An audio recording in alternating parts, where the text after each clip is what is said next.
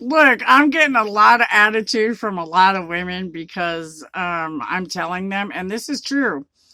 You have to submit to your husband, women. If you're married and you've said your vows and you're a real Christian, that's part of being a Christian woman is knowing that you have to submit to your husband. But it's not a one-sided deal. Men are supposed to submit too. It's just the roles that we have as husband versus wife are different. Men are supposed to lead. They're supposed to be the ones who guide the women. Okay, this is what we're going to do as far as this is what my game plan and my goal is. The woman's supposed to contribute to that. When we talk about submission, I don't just talk about submission as far as your body, although you are supposed to give that. Submission, that's to men, that's the fun part. To us women, it's because women are just fine tuned to not like sex. And so men are fine tuned to get it as often as they can.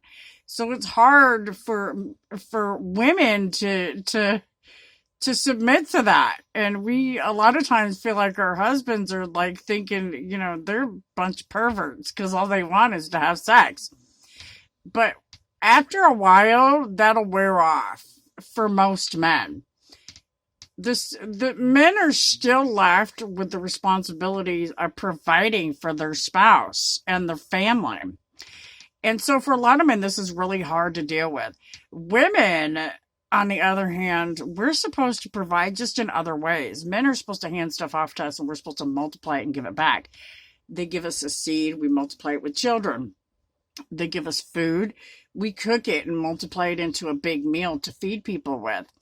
There are things that we do with submission that women don't even understand or realize that they're even participating in. Some of it's just naturally done. And so when we talk about submission, we're not just talking about sex, we're talking about in other areas. It's very hard to not give a man mouth when you don't agree with him. I have a hard time with that. I'm already naturally a leader, and so I have a tendency to just take charge. And it's not a submission versus, master type of a role. It's just that I'm a natural born leader. And so I need a spouse that is also a leader to balance me and to complement me.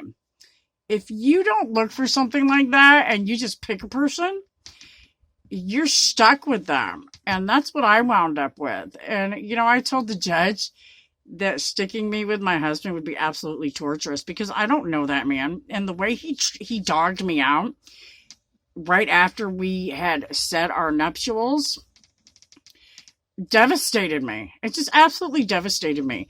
And so I was like, no, that'd be torturous. And I'm not trying to be funny, but to most of us independent women, after you've lived together for so long, you try to push somebody on someone and it's torturous anyway because I'm used to living by myself. I have all the freedom in the world. I go to bed when I want to. I clean up when I want to. I eat when I want to. I eat what I want to. And I don't have anybody to tell me what to do or to give me any input on any of that. Well, when you have a spouse, you give all that up. It stops being all about you.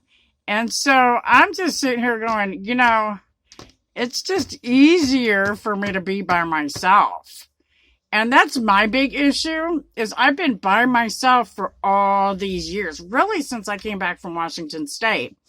I've literally been pretty much by myself. I mean, I've had people there, but it wasn't the way others thought it was. And so they have a misunderstanding as to what was really going on with me with these guys. They weren't really, it wasn't a couple type of a situation. It was more like friends, some of which were not. They were just manipulating. Others were trying to look for help themselves, and people got a misunderstanding about it.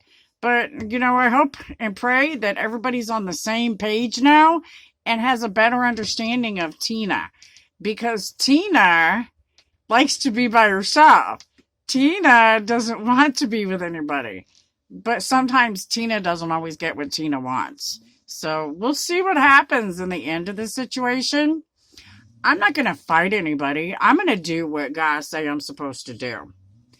And that's just all there is to it, because I'm a true woman of God. Even though it's not always what I want to do, it's what I vowed to do. And so for me, the vow is more important than the want part of the situation. It's something that's not always easy. And something women should think about before they say their vows. God bless America, and have a blessed day.